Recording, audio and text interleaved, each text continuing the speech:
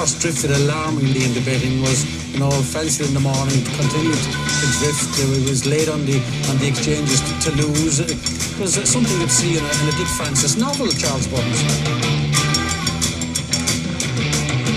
The ground is soft. It's heavy. It's soft on times. It's heavy. Okay.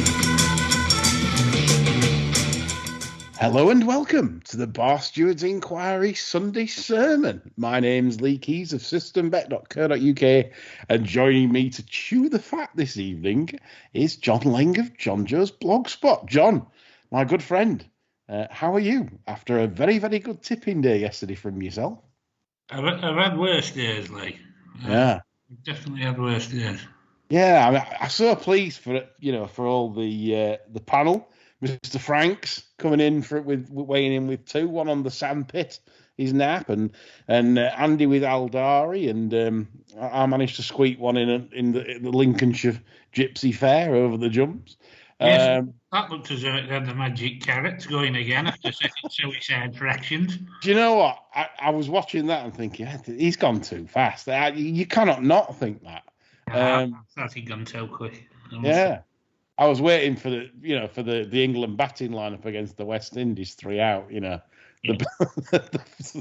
big fall to bits. What a cracking day. And we'll kick off the show quickly then, because obviously we've got a lot to talk about. Today is your show. You've asked a lot of questions and we will answer them, or we'll endeavour to. But before that, we're going to talk about yesterday's racing. Fine days. Racing indeed, fine cards. I wouldn't say it was the best I've ever seen, like some pundits were brandishing around yesterday as the best day's racing ever. I'm not quite in that camp. But anyway, we'll start off with the QE2, which was obviously the focal point for me on the day in terms of which is the sort of champion miler of the season. That for me, that was the deciding factor. Was it Baid or Palace Pier? And Baid, John, came through with flying colours. What did you make of it all? Yeah, I mean, I think the two really, really good mailers. I'd hesitate to put any of them up there in the stratosphere with the likes of El Gran Senor, the Brigadier, Zilzal, whatever, but I think the two really good mailers, and I think there's a potential for Baid to go on and improve a little bit next year, maybe. Yeah, that's a very fair comment. Very pleased that Shadwell are keeping Baid in train. I think that's a treat for everyone, because in an era now where obviously Coolmore will retire things very quickly after the loss of Galileo, you can bet your bottom dollar even next year if Coolmore have anything special as a 3-year-old, it will be straight off to the sheds. It won't be back at 4.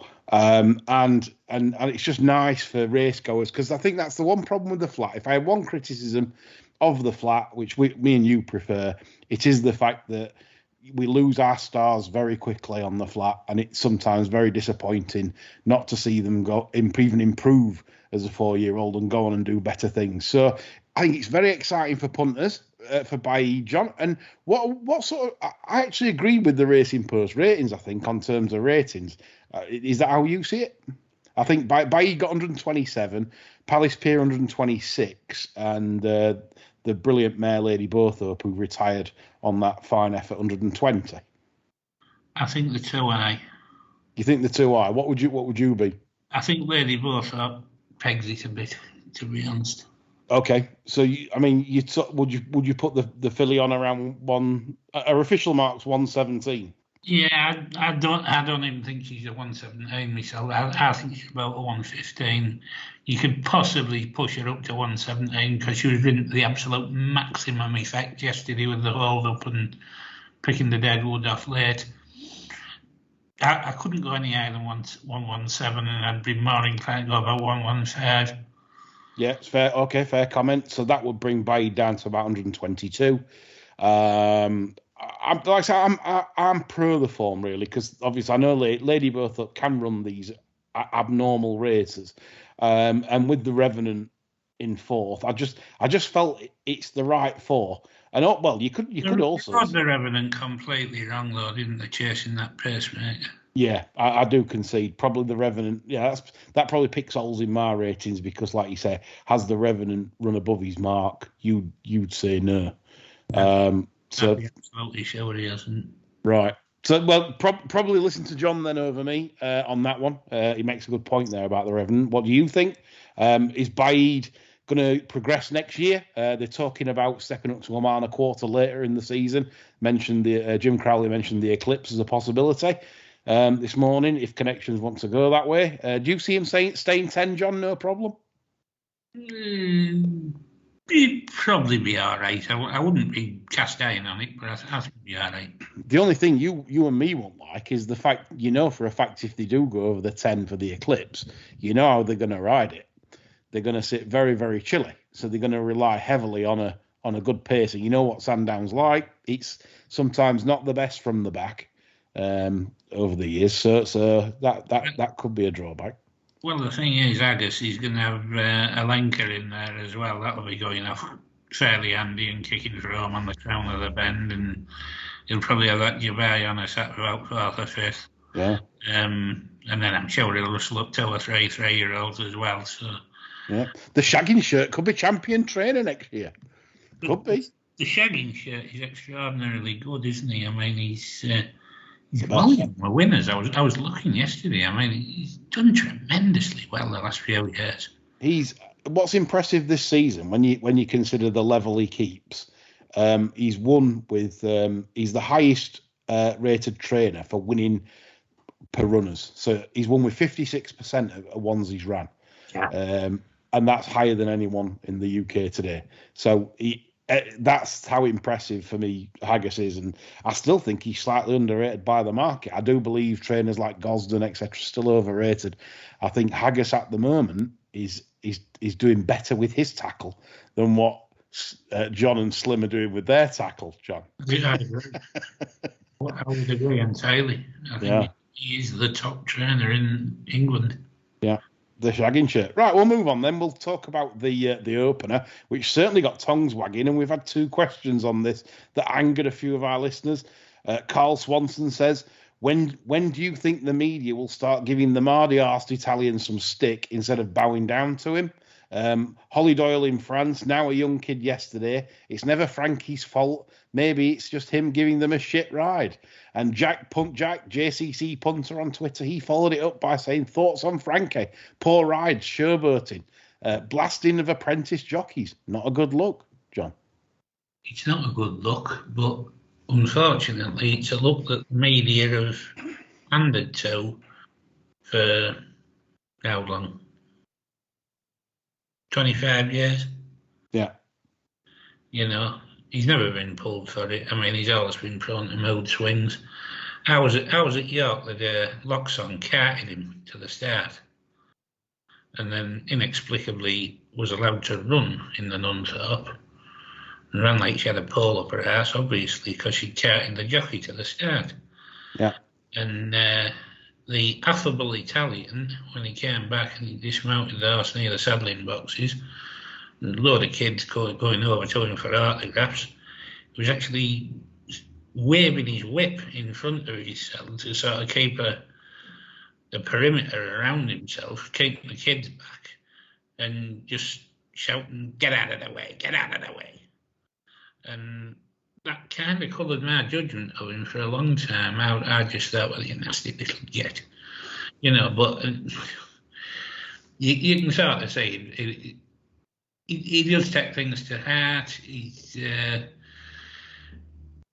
emotional man, I mean, you're never going to get measured pronouncements like you would from the likes of Piggott if you could get Piggott to talk to you anyway. So I mean, he probably regrets today what he said, I would imagine, when he's had a chance to think about it, because I didn't think anything that he said had any basis whatsoever in common sense yesterday. The thing I'll defend, I don't, from what I know off the pitch, I don't like Frankie as a person. I'm not going to go into like tit for tat and anecdotal stories. It's just a waste of time. But what I'm saying is, regards to yesterday, I'm going to slightly defend him, only because I believe he's a genuine winner. And what winners do, when winners have a nightmare, they can lash out and they can just basically, whoever's closest to them or whoever they think that's cost them a length or two in a race or whoever's, that's it. Correct. They're going to get the F and Jeff after. I mean, you can bet your life Dettori would have probably said something to McGonigal after winning post. It's one of them. It's kind of. I think that's the winning attitude because he wants to win. He's desperate to win, and that's what's kept him right at the top of the game for years. So whilst it looks unsavoury, which I agree, that's certainly a mitigating defence for Luigi. But I'm not offering a defence for his ride on Stradivarius because you could see Gosden wasn't pleased with Mr. Dettori on two camps on Saturday. But I think in a way, if you watch, kept that in house though as well, like. Do you think that's a sign though that John Gosden probably won't be using Frankie anymore? Hence, like Strab's retired, possibly Palace Pier not running again. How many times is he going to need to call on Frankie next year? I don't know. It seems a yard on a bit of the decline at the moment. Probably get by with Rab Avlin when he. I don't think any yards will decline that much in 12 months. That the late years Rab Avlin. Poor Rab. But yeah, I agree. Anyway, on to the rider Stradivarius. I want your comments on it. I just felt that it got a bit messy at the first bend. Hamish got badly hampered, as did something else. I forget. Was it... I'm not sure if it. Anyway, Ryan's got done for 4 days, didn't he, for his manoeuvre on the Mediterranean on the first bend? Yeah. He got a 4-day ban for cutting across the field. It caused the concertina effect. And Dettori, who had originally a good position, because of everything sort of like falling up each other's backs, Dettori ended up second last around that first bend from about fifth. And I think that was pretty much key to the rest of the race because they slowed it down the back. Trueshan was pulling his nuts off. For me at that stage, his ghost was pretty much cooked. I thought. Yeah. I was getting quite hopeful about the H-way bet on Hamish, to be honest, because I thought, well, that's Strad arsehole, really, and then going down into Swindley bottom, I thought Trueshan went Kane again with Holly Doyle. Yeah. And I thought, I'm in here. And then as they turned in, and Hamish was actually the only one hard on the bridle, I thought it was completely in. Dettori tried to take McGonigal's ground for me on the entrance into the straight. McGonigal just kept to his racing line, I thought. And the line Dettori chose to come round him was where he ended up in the straight. I didn't say McGonigal do a lot wrong, to be honest. Only ride to his line. Yeah, I mean, I'm pretty much in your camp. I didn't see much wrong at all. And in fact, for a fact, if the boot was on the other foot, as all jockeys do, right? This isn't friendly. In fact, if ever you go racing, you're not bothered about betting. Stand at about the 2 pole, right? In a hopefully a big field race, and try and listen intently to the language that's being said between the jockeys. I'll tell you somewhere better to stand, Lee. Stand about 3.5 out at Chester when there's a sprint. Yeah, exactly. And I think and we're coming on to this in a minute because we've got a good question from Pip Larkin, obviously, on the Brian Frost stopper Dunn debacle in terms of bullying from Mr. Dunn. But we'll get onto that in a bit. But that sort of links in nicely that, jockey, it's a sport that's, listen, these are a win at all costs, some of them. Some of them have been betting. They've had a monkey each way on one, and it's literally, get out of my fucking way, get out, and stronger language than that, it literally is. I've heard it myself, so it's fascinating. So I just think, like in Dettori's defense, Dettori's defense, the original point was that this is racing. He wants to win. I mean, it's just, I'm not defending it. I'm just saying that he is a Mardy arse, but that's what winners do. They get Mardy. They get the face on them. That's that. So that's Frankie. But like you said, I didn't see much wrong in terms of Dylan. I thought Stradivarius's position would have been a little bit better, but it wouldn't have beaten Trushan no matter what. You could have put Stradivarius a bit closer. It wouldn't have mattered. And that's how I saw the race. Hamish didn't stay for me, John. Do you agree with that? Entirely. He were travelling like a dream. I think it was into short prices on Betfair. It wasn't odds on, but it was getting short. And I thought Hamish has got to go close here with the trip it's had. Did get hampered on the first turn, but he sort of had a nice trip after that. He watched the race unfold in front of him, but just basically didn't have the stamina. Right, so well done, Trushan. We move on to the Champion Stakes, the sprint, the Group 1 over 6 furlongs, and Creative Force. For your very self, doing exactly what you thought it would on the tin. Glen Shield gave it a nice toe, I felt, into the race. It worked out perfectly for you, John. Basically, William Buick, lovely ride. Just thought, I'm going to let this give me a lead, which he did. The unlucky horse of the race, obviously, was Art Power, drawn on completely the wrong side. As we highlighted on the Bar Stewards, we said it's possibly best to be drawn low. And I thought the cutaway explained that for the Balmoral later on. I never realised there was a cutaway 3 furlong, and then so basically all the stand side runners couldn't go up the rail all the way. So basically, it took them into the middle of the track, the soup, as we like to say. So I thought that was interesting. But yeah, a very good selection from you, John. Thoughts on this? I think when you're praising William Buick as well, when you look at the time figure that, according to the Racing Post, the winner was probably the best time figure of the day, got a 1:17 for the effort. I think there's quite a bit of praise to be given to Holly Doyle there, because she got the absolute max out of Glen Shield yesterday, setting those fractions. For it to run second after the season it's had, where quite a lot of that failed of beating it and breaking it comprehensively. All right, its conditions were right yesterday, but to keep on for second, that horse has run a blinder, and she's done that by setting them fractions. Yeah, she made the horse's mind up for sure. First time blinds as well, I think.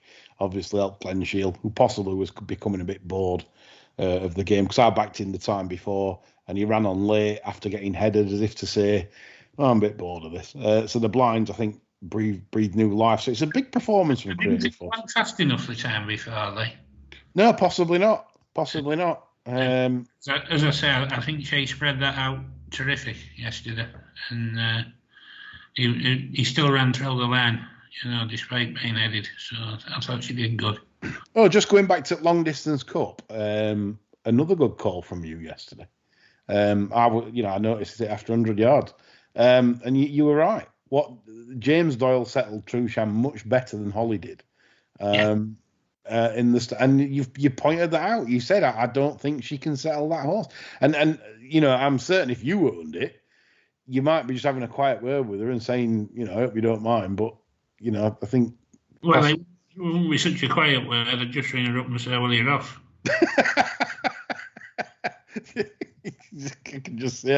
Exactly. You've got to be brutal in this game. There's no point dressing it up. I mean, it didn't matter so much yesterday, because, at the end of the day, Brian Joss's run set, and Strad's been shit all season for me anyway. He's never been anywhere near his best ratings. Yeah. Hamish didn't stay. He's got away with that yesterday. He probably won't get away with it in the Gold Cup. No, like you say, and it's something that's going to ring in my ears, I think, for next year. With that, I'm always going to be making that case when people ask me, what do you think to Trushan in this or True? And I'll say, if Ollie's in the saddle, I'll say, well, I'd like her to get it to settle. Because she doesn't drop her hands when she settles. She doesn't get her hands down on the withers. Yeah. When you're watching her on a hard pull, her hands are always up behind her tits. They are, and that gets the bit right up in their mouths, and they try and get the mouth over the bit, if you know what I mean. And it gets worse the more you stand up and try and lean into them. I know. Yeah, I know exactly what you're saying. Yeah, absolutely. I like I said, you notice stuff that I don't many a time, and it's certainly interesting. So bear that in mind next season, folks, for Trushan. John's not a fan of Holly on this horse, so just bear in mind when you're asked to take that short price sometimes. I think she's a good rider. I think she's dedicated. She tries really hard. It gives every horse 100%. But she needs to work on that, and it'll catch her out in big races. I hope she listens to that, John. I mean, that's what I mean. You should get a line into her on that. I wonder if she'd listen to you. But I mean, that's the thing. They just. How many winners have I written? Yeah, it's one of them. I know. It's a shame because you're only being constructive, and that's the difference. You're not being critical. You're being constructive. Anyway, we go on to the fillies and mares, which was an absolute substandard event, and I take a bit of credit here. I did highlight the fact that. Snowfall had a busy season, and would I be bounding in at odds on? No.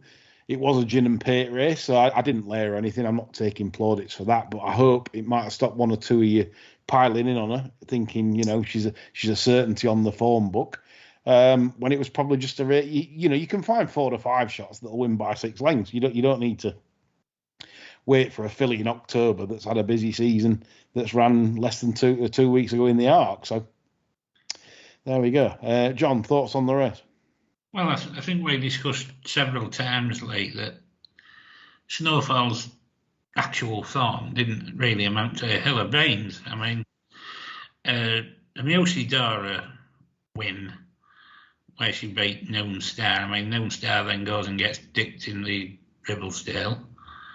The Oaks was probably the worst Oaks I can remember as regards horses either completely underperforming, failing to handle the track, or the rotten ground.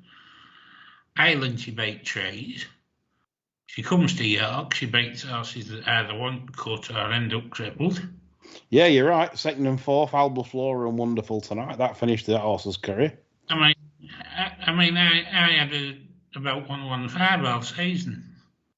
Yeah, I think to a degree we both sort of like we couldn't have her for the Arc, could we?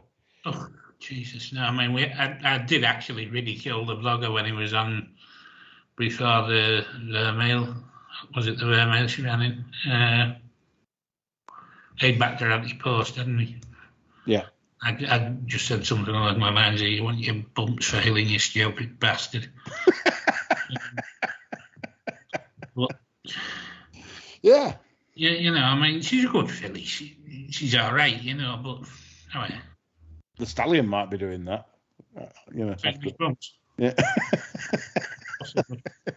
Anyway, that's enough of that. We go on to the Champion Stakes. Obviously, to some, it'd be like a big shock that Seelyway managed to win after the horse's effort in the Arc, which was a good effort, finishing 5th. Some people thought it was flattered in the Arc, but Andy Richmond didn't, and he gave it a good mention as his sort of 3 sort of horses that possibly over. As regards the Arc, I think it had the easiest time out of anything that ran in the Arc and then came to Ascot, because it travelled a treat into the race in the Arc. It just didn't see it out. It would have won if it stayed 12. Yeah, and you weren't that happy with the ride that old man Manning gave Max Swiney. Were you? It was just a bit funny yesterday because I was convinced Jim was going to have it right off at Leopardstown with Boundless Ocean. Yeah. And I actually had the Ginger Hitler on the phone just before it ran. And I said, I don't know what the hell Jim's playing at here. I said, he's got fucking Manning there riding an absolute lump of dog shit at Ascot. With no chance. And he's put a bloody kid on in a listed race that can't claim. Yeah. I said, he's insane, this man. He's crackers. And then Boundless Ocean gets stopped about 6 times up the straight. There's me feeling all justified and self-righteous. And bugger me, Max Sweeney, I mean, if he'd got a run, he'd probably have bloody won it, wouldn't it? Yeah. Yeah, just to clarify, listeners, that John on his blog put up Boundless Ocean because he saw that Jim had entered in a Group 3. He ran it on Thursday, got picked off by the Magic Carrots Harrington yard in the closing stages after looking all the way a winner. And then Jim ran it 2 days later in the listed race at Leopardstown, where Boundless Ocean should have won by 6 wickets. But sadly ran up into every blind alley that you could find. Well, you can't knock that because they're in a form punter in the land that doesn't say that wins that listed race with just a normal clear run. It's a Guineas horse next year. That's going to thunder up the Holy Mail. I'm not saying it'll beat Native Trail or whatever, but I mean that's going to run some racing. I know I'm one of these pedigree snobs. I just can't have it because it's pedigree. There's just not. It's just a weird. It's just now. There's just nothing there. Anyway. Some Jim horses in there though, aren't the toughest take and run like buggery.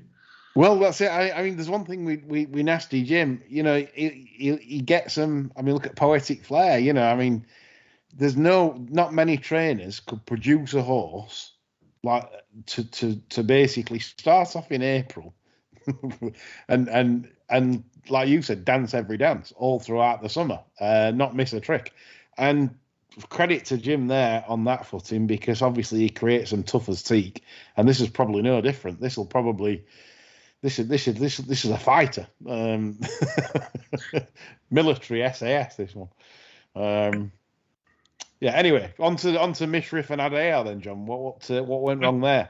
Well, Adair, it went too soon, but they made the mistake that they always make with horses dropping back in trip, don't they? You know, I mean. It was on the pace, if not making it. He was on the pace, and then he kicked early to put them all to bed till furlongs out. And when you've been going half a stride faster than you want to be anyway, it doesn't work. You empty your own house out before any bugger else. And if they'd run a pacemaker and they were going to drop that out, I'd have been happy to back Adair. Yeah. Not seeing a great deal of pace in the race. This is great after the event, I know, but he ran pretty much how I expected him to run. I was disappointed with Mishriff. I thought Mishriff was awful. I don't think the ground's such an excuse either. I mean, he was very impressive on top of the ground at York, but he handles that. I don't know, I mean, did Egan panic and go after Adair too soon? I don't know. Maybe not. What would concern me in them situations is you got David Egan up and Ditari sat watching. You know, I think that's a bit daft really in a Group 1. Yep. Right. So we move on to the final race on the card, which is the Balmoral, which Andy gave the winner. My horse Sabuska, no good. Was sort of dropped out too far. I felt by Murphy, who he'd already won the title, and he was already. I don't know. I thought it was a crap ride. I was delighted with my 66 to 1 shot. It ran like a 33 to 1 shot. Yeah, but wait, beat. I mean, the thing is, he beat me. I mean, the thing for me was with Sabuska. I mean, he does need a held up ride, but not that held up. Never put in the race. So a bit of a disappointment, I felt. Nugget backers, after our mention at Haydock, you'll be happy with the each way terms. And Andy with Aldari, like I said about Haggis's skills, 3-year-old, rated 109. It's fairly bolted up. Again. Virgin on Group 1, isn't it? That sort of performance. Well, you'd think next year this will be an interesting runner in some good races. Yeah. You'd think that's where it's going to reappear. I'd be surprised. I mean, obviously, you want some cut in the ground. It's by territories out of a pivotal mare. You'll get it in over it that time of year because he'll have watered the shit out of it anyway. If he can. Yeah. So that is a bearing in mind. You can't back that horse on fast. In fact, it's probably going to be a spring stroke late autumn horse. That they might have to look abroad because they're not. You can't run that on good to firm. It's just not going to work. So you won't get it at Goodwood, will you? If it's Sussex State, yeah. They're all right there. I mean, There's only really the Queen Anne that'd be a bit of a worry. The ghost of Seamus that was well alive this summer at Goodwood. I think you could ink in the Lockinge and the Sussex Stakes now, and pencil mark for Ascot just in case it rains. Yeah. It's a shame when they're off-ground horses because they can never do things like the Breeders' Cup or, they can never do that sort of end. It gives our fast-ground horses half a chance when they go to the Breeders' Cup, doesn't it? Because they've had football all season. It's true, yeah. Yes, exactly. Right, we'll come on to questions now, part of the show. Very busy this week, so we'll do our best to fit them all in and give the best answers. Pip Larkin is the first, and it ties into sort of the Frankie sort of, abuse with the Dylan McMonigal, sort of criticising him. She says, after reading about the Frost Dunn affair, would like your views on racing's dirty secret? Time for more professionalism, RE stewards, or a new weighing room issue, for example, both sexes competing equally. I don't know if you saw the article in the Times today, John, but basically someone's leaked the transcript. Do you honestly think I'd read a Murdoch article behind a paywall? No, not really. Anyway, carrying on then. Right. I'll explain. So the bit, you're right, but the BHA has been the transcripts, the evidence that's given, it's been leaked to the paper. So who's leaked that is absolutely pathetic from BHA. That. And I mean, what timing as well? Like, so it's on the front page of the Times when it's Champions Day. I'm not trying to brush this under the carpet or anything. It's just that there's times and there's times to get things out there. I just want to know your view really on this whole affair. I mean, I've read some of the transcripts, and Dunn after the line says things like, "You fucking whore, you fucking slag." You cut me up like that again, and I'll fucking kill you. So that's what Stopper Dunn has said to Bryony, after the line. Bryony's got very upset, rang her dad. I know it was at Stratford. The local stewards were informed about Bryony's complaint, and I didn't know what happened after that, but I just know it ended up in the papers. I think just after that.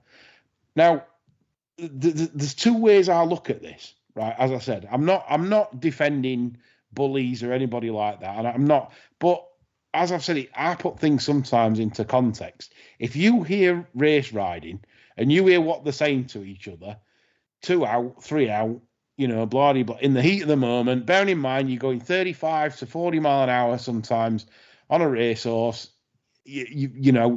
I'm presuming Robert Dunn that day probably had a monkey each way on his, and he's took it on himself that she's took his ground, she's stopped him from getting a run, which Stratford's quite tight, and obviously he said horrible things which are not acceptable in any shape or form. I'm not defending them. What I'm trying to say is, again, like the Frankie thing, it's kind of a heat of the moment stuff, and without knowing the full transcripts, I'm not going to get too involved because there might be other things. He might have stalked her house after. I don't know what he's done. But it's obviously a BHA inquiry still, and it's still ongoing. So I'm not going to say too much. But that's my take on it, John, that if you hear the language between all jockeys, and women the same, this is not just a man thing. They give just as good as they get in the run. You're not kidding. Yeah, so I mean, this is the thing. I'm all for defending like bullying and things. I don't think there's any place for any kind of, or making people feel like they're not, I don't know, like scared or whatever. There's no place for that. But also, part of me says, jockeys don't get scared. I mean, you've got to be a nutcase to do what they do anyway. And you've got to have that in you, that sort of competitive spirit. And I just think, I don't know, some of it might get a bit blown up sometimes when it possibly doesn't need to, maybe.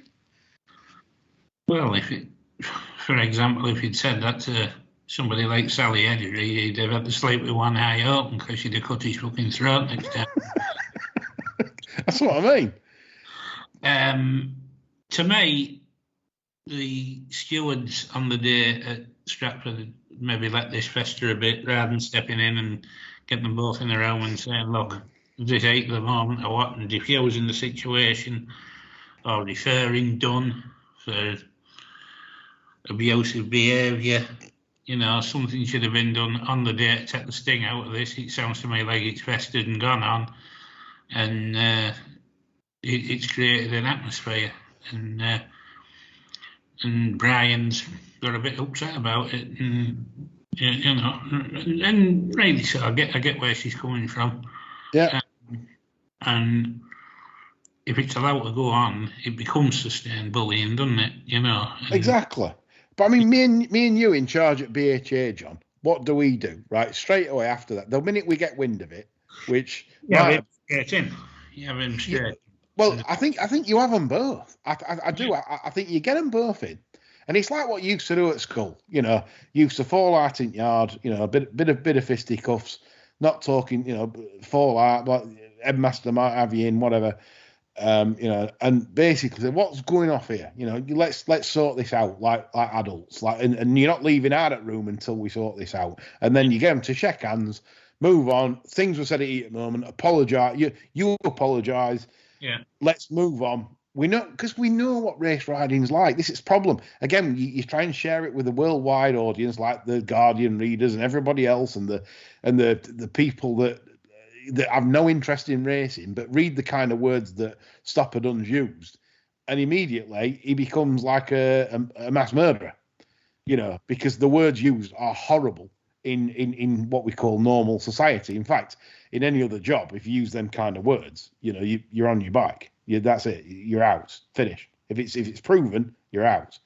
Now people say, well, why should that be any different for racing? Because it's like an adrenaline sport. You basically, you're there and it's in the moment. It's not like a pen pushing job where you've just leant over, you know, your desk separator and called someone a fucking slag. You know, you know, it's not the same. It just doesn't apply. So if you're in danger of having an accident, I mean, you let fly with God knows what kind. I mean, we've all done it in the car, haven't we? Yeah, it's road rage. I mean, if somebody carves you up, it's fucking bastard. Exactly. I mean, everyone must have done this. If you haven't done it, you're lying. If you have never gone, I'll tell you someone who never ever did it, and I can guarantee he never ever did it, and that is Sir Donald Campbell when Bluebird crashed. Because if you listen to the tape of that, and the nose of Bluebird was going up in the air, and he just said, "Oh, I'm going," and that was the end of him. Bloody hell! Dignity there. Well, you know, I mean that's what the private school education can do for you. You know, I mean, I'm no fan of private schools, but hats off to the gentleman. You know, he was going to get smashed to bits, and it was, "Oh no, I'm going." Fair enough. Great question, Pip. Let us know what you think via Twitter. Anything, just, you know, we'll get you on the airwaves. You know, if you've got a good opinion on it that sort of differs from myself and John's. We move on. Dan Watson asks, nice question this. Do either of you have an affiliation with the horse that makes you back it against a better judgment? He says basically he asked this because he's got an affinity with Dragon Symbol. You know, after some good days the horse has given him, and he wondered ever if Lee or John, you do the same with a certain horse that you just never seem to leave it unbacked because of either I don't know, any reason, sentimental, anything, or are we professional and we just say no? Of course we're not. Yeah, I mean, is there any horses, John, you can remember that play on your heartstrings in terms of like having a bet on one? Well, absolutely. I mean, a glaring example. I think we both were a bit guilty with this one. Was Sapper Paddy.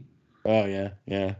I mean, the amount of times where we thought everything looks right, here we go, this is it, this one, this time, this, you know, and there'd either be no pace on, or he'd get fast wide.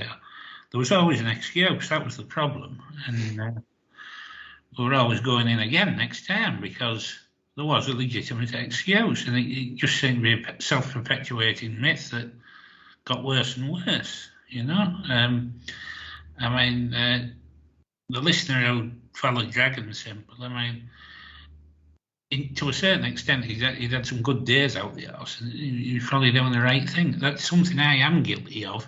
If I get a really good payday out of one, for some inexplicable reason, I'm always a little bit reluctant to go in again when next time I run or whatever. I think it's like there was an old friend of mine. He always used to say, if you don't go to the wedding, don't go to the funeral. So, like, if you've missed one and it won, don't back it next time or whatever.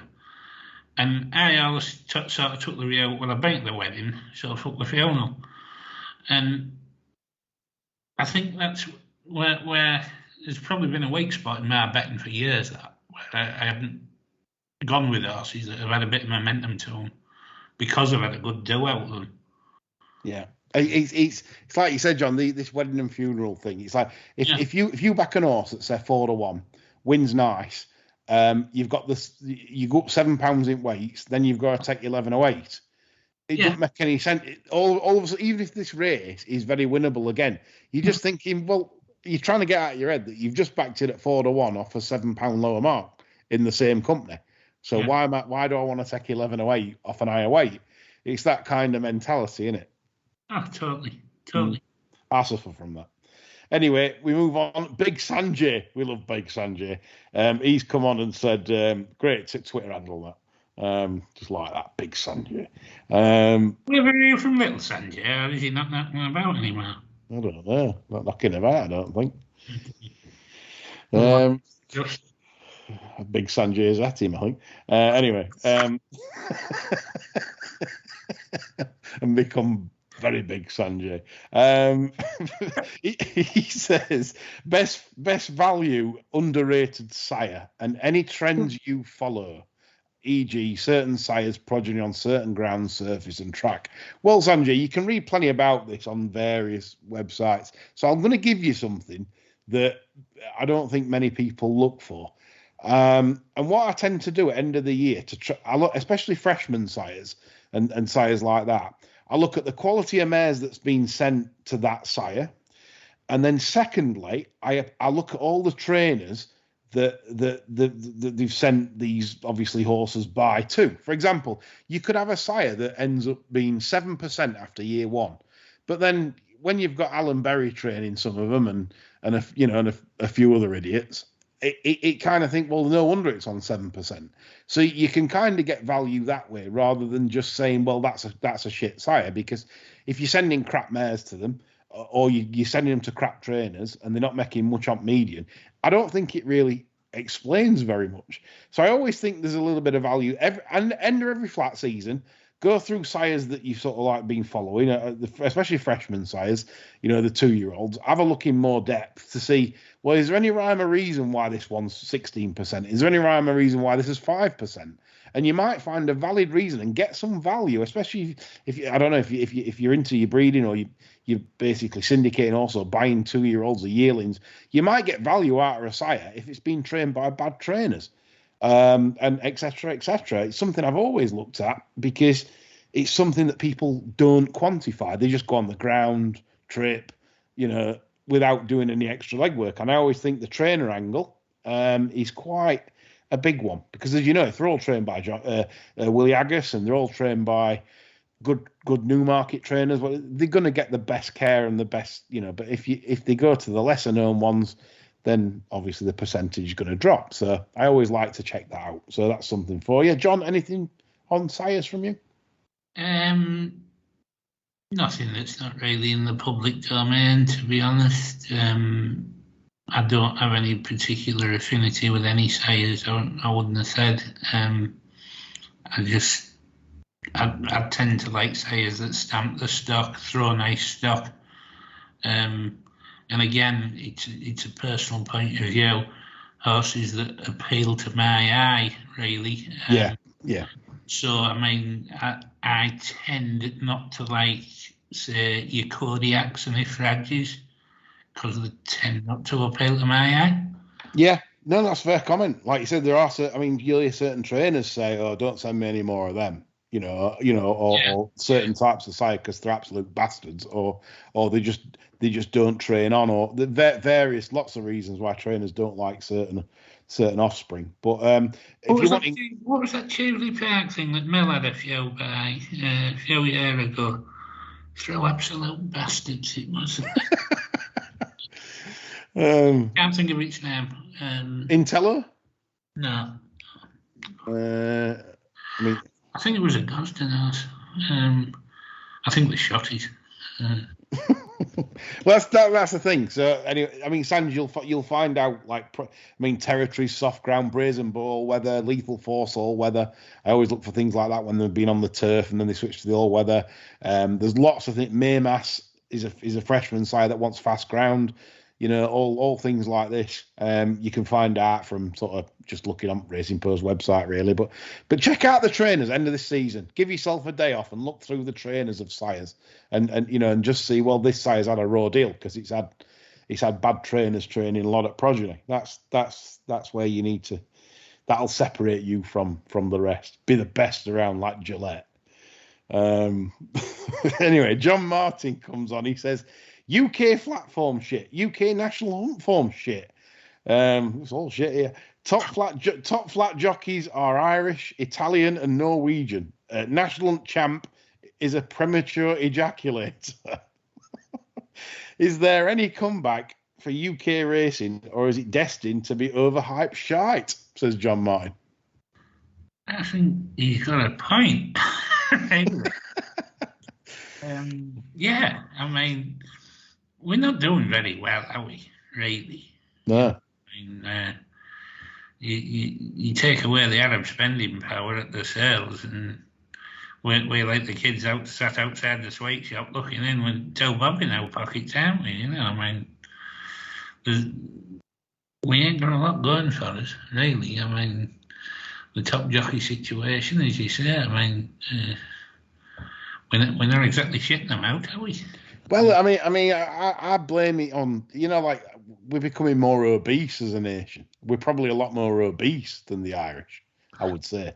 Well, we've still got people coming through, but the trouble is where the Irish are learning the trade in pony racing and all this other pikey stuff that's going on, and learning to ride properly. We're sending ours to Richard fucking Perham. Yeah.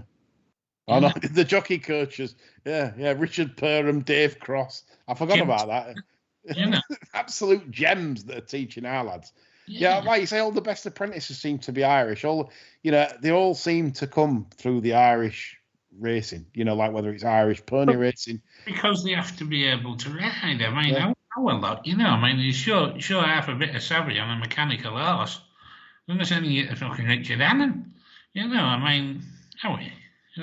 Let's try and get rail a bit and give them a decent grounding. Send them to fucking Ireland. If I had a kid that wanted to be a jockey, I'd be looking for openings in Ireland and send them over there to learn the trade properly and school of hard knocks and all that. But they'll learn now here at bloody Doncaster, won't they? No, they'll learn plenty at Jim Bolger's. They won't be coming back smoking, that's for sure. Good question. 3 weeks, Yeah. Right, Steve's been on. He said, why are owners and jockeys, why are they oblivious to any obvious biases this season? See Catterick yesterday, he says. Because John, why do you think that is? He's a fucking idiot. I teed you up nicely. I know it. It has just gone on too long for this even to be a sick joke now, hasn't it? That there must just exist in bubbles when they go racing, even, these trainers and whatever. It's all right. We all blame the jockeys, they all come up the middle at Redcar in nearly single file, and then Twitter explodes afterwards. Oh, they're all thick. But they've all been legged up by some fucker that's probably watched every race all afternoon. What they're talking about in the parade ring? Who's got the biggest cock? Yeah, Steve, you know the answer to that. It's just we've got no answer. They're just idiots. Simcock will hold them up next season. That's how it is. Trainers ran last night. Get that in your trackers. God, Which one? matey. What was that one? Yeah, he ran one about 7:30, 8 o'clock last night at Wolverhampton. It was, Right. So get a look at that. It's a Jimmy Lindley from John. It's not as well signposted as 60 Zerker, but he says get that one of your trackers. 7:30 or 8 o'clock. Wolverhampton, Simcock runner. Obviously not off. I'm gonna have to watch. Had to be seen to be believed. I mean, in second last position there was a Michael Stout horse that run as though its guts were rotten and its back end was crippled, and the Simcock jockey in question, Callum Shepherd, I think it was, took him behind that. Yeah. And that couldn't go a step. Yeah. It was unbelievable. Right. Can't wait to watch that after recording. Martin J Coyle, or I think it's Coyle, and it might be Martin J Coyle or Coyle. I apologise if I've not placed that right. And he said he was in his local William Hill shop the other day, witnessed a guy putting about 35 £20 notes, lost the lot, kicked and punched the slot machine, and ripped the door off its hinges on the way out. He says that's the problem with betting slots. Well, Martin, listen to my next pod, which will be on Tuesday. I'm interviewing former Welling United coach Dean Frost, who is a problem gambler, and we're going to get to hear his side of the coin. It's just me and him, and a chew the fat about problem gambling. I think you might want to tune in for that. That'll be on air on Tuesday evening, so check out for that. And there'll be a lot explained about problem gambling and where the problems with the industry is. Right, okay, we move on. And Shane just mentioned about Betfair's outage yesterday. Richmond was belly aching about that all day yesterday. He was moaning about Chepstow. Now he's moaning about Betfair yesterday, which was a disgrace. Shane said that it cost him some money because basically Betfair cancelled his trade bets back after the site went down, and that's what they are, traders. And I do feel sorry for traders if it costs them money, and it's basically visibly obvious it's costing them money. It's not fair. They should get recompense for that. So Shane, feel your pain there. Nothing will be done as usual, and you'll get ripped off. But that's Betfair for you. Andrew Woodman's been on, Councillor Woodman, and he says, given how beaming and happy the Queen looked yesterday, are you worried that when the time comes, Prince Charles may not have the same level of enthusiasm? What do you think, John, for the sport? Shucks. What do you think to Greedy Betty getting in the honours list? I think it's absolutely disgusting. She should have been about 15 years behind Magna as regards going in. Yeah. To say, she's a great supporter of the sport. We could all support the sport to a great level if we had billions to play with that we'd never even turned our head to earn, couldn't we? I mean, the breeding operation's a standing joke. The chuck out now, but grade A bastards. Yeah. The one decent mare that they had, Carnarvon flogged. God almighty. Prince Charles will probably step up because it'll raise his profile, and I think he likes having a high profile. I think he'll carry on with the Royal Stud at Sandringham. He'll keep the same sort of sycophantic dribblers around him that she's had around her, telling him what a good judge he is and how he knows everything about every pedigree, and all he knows is how to break bastards. Like, it's just that self-perpetuating myth, isn't it? That it's a wonderful institution in racing, and I've been going racing now, I think I'm the 50th year. God almighty. I've never yet bumped into anyone on a race course who is there because the Queen's got a runner. No, I know what you mean. It's the Queen in the Hall of Fame, so the Jelly Bean. The producer's happy at that. She loves the Queen, John. It's silent, radio silence there. Nothing.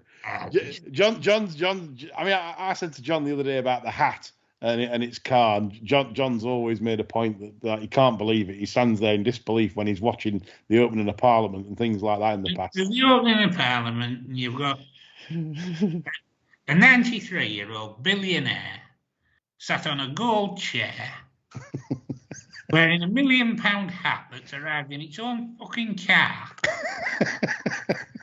telling people they have to tighten the belt.